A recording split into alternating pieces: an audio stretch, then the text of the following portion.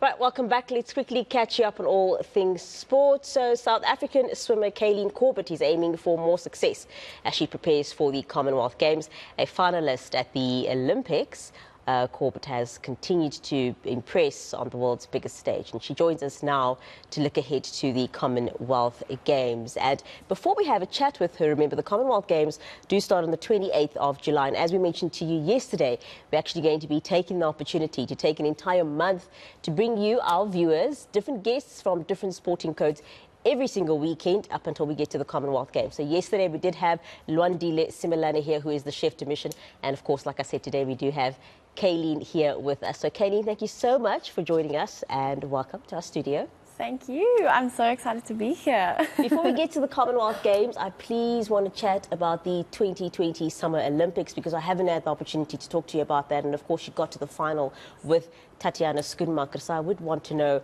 what that experience was like for you and for the pair of you as well. How did that go? Oh, wow. I mean, you can't talk about the Olympic Games without talking about Tatiana winning that gold medal and breaking the world record in that 200 breaststroke. It's honestly just, it was just an incredible experience. I mean, for both of us, having our coach there, being there together as teammates, women empowerment, that's also incredible. Yeah, and it's such an incredible feeling. I mean, we were talking about it just now. And just being a swimmer, being a lady and loving sport, yeah, it's just, we love what we do. And the Olympics is like the pinnacle of our careers. So I really would say that it was an incredible experience. So talk to us about how your training regime is going ahead of the Commonwealth Games, and just briefly for our viewers, tell us what that is about and also how are you feeling? You know, like I said to you earlier, athletes, sometimes you guys have a few niggles here and there, and the eating as well. We had a CrossFit guest not so long ago, and when he mentioned his training regime and his eating plan, he eats quite a bit, and I know that you also have to be quite conscious about your diet. If you can tell us a bit about that too. Yeah, training is going very well. I am incredibly excited about Commonwealth Games coming up. But yeah, training is very hard at the moment. We are currently in a really hard phase of training just before we start, you know, taking a little bit off and doing a little bit less. But at the same time, it's a lot of eating, that I can also say. We spend a lot of time in the kitchen making a lot of food. Yeah, when your body is just burning so many calories, you really have to like fuel your body and put the right like nutrients back into your body.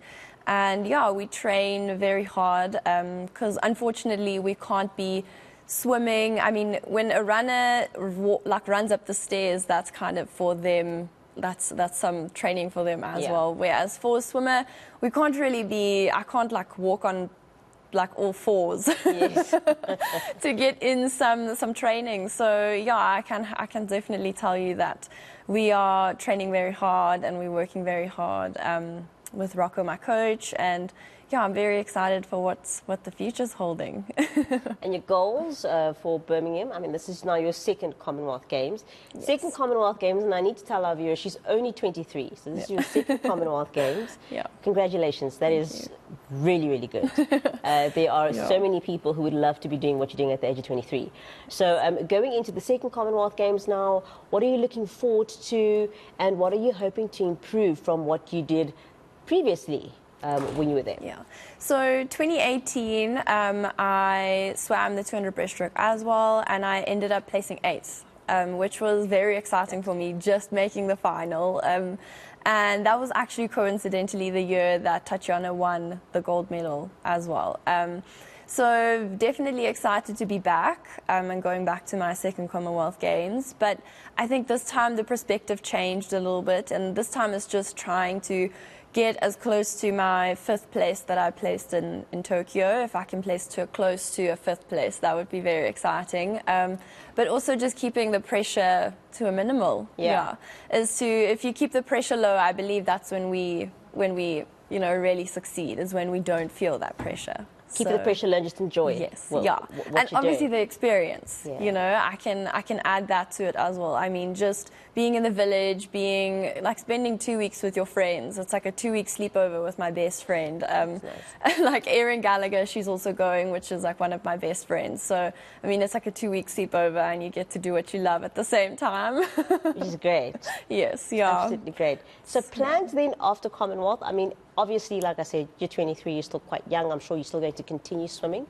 But have you thought about what you're going to do in the next perhaps 5 to 10 years? Are you studying right now? Are you planning on studying more if you have already studied? Perhaps for whenever the day comes that you decide, you know, you're done swimming. Yeah, so I am studying at the moment. I'm a foundation phase education student at the University of Pretoria. So I'm very passionate about children. So I definitely want to work with children one day. Yeah, and I'm excited about what education holds in South Africa and how we can improve it, to be completely honest with you. And yeah, I'll still be swimming. I want to teach a couple kids how to swim as well. I also think that's a life lesson or a life skill that you need to teach children at a very young age. So it is definitely something I'm passionate about as well. So I will still be swimming for a while, hopefully be able to work with children while I'm doing what I love. And yeah, 2024 Olympic Games, that's also the next goal. So Yeah. I'll be pushing towards that. Maybe 2028. I mean, I love this sport so much, so we'll see. Yeah.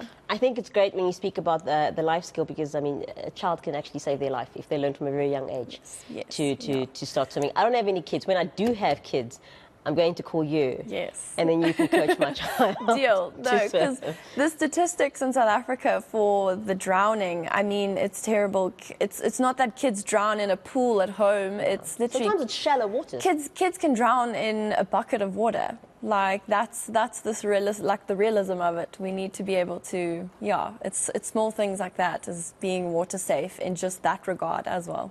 Definitely. Yeah. They're telling me I'm running out of time, but I have to ask you one more thing before we go. I'm not sure if you are aware, but in the United States, they had a rule where abortion was legal, and it became legal in all states in the United States in 1973. Yes. And they've gone ahead and they've turned that over, meaning now it's, well, let me not say it's illegal, but they're going to leave it up to each state to decide if it's going to be legal or not. And there's a lot of states who have already decided abortion is going to be illegal. And so we have had a lot of athletes like Lewis Hamilton, Naomi Osaka, Coco Gauff as well, who've spoken up against it, and they aren't too happy about it because, I mean, of course, there are situations where women are raped, children are raped as well. So because we've had so much commentary from so many athletes, I'm quite interested to know what your view is on something like that, especially because you're a woman yourself. Yes, I think it's definitely, it's about giving the woman the voice. I think women need to be able to say what they want. At the end of the day, I do think that the statistics where you look at, especially in South Africa, when you look at the rape statistics, the amount of women who are really going through the most. I mean, there's really women going through such terrible situations. So I really do think that not to give the men in power I would say, give them the power to actually make that decision, but to allow women to make that decision for themselves. Most definitely. Yeah. We've run out of time. Kaylene, thank you so much for coming through. Thank We're you. wishing you all the best for the Commonwealth Games come the 28th, I think it's 28th of July up until the beginning of August, and we'll definitely catch up with you again soon. We'll have more sport for you later. Of course, that was South African swimmer Kaylene Corbett joining us in studio.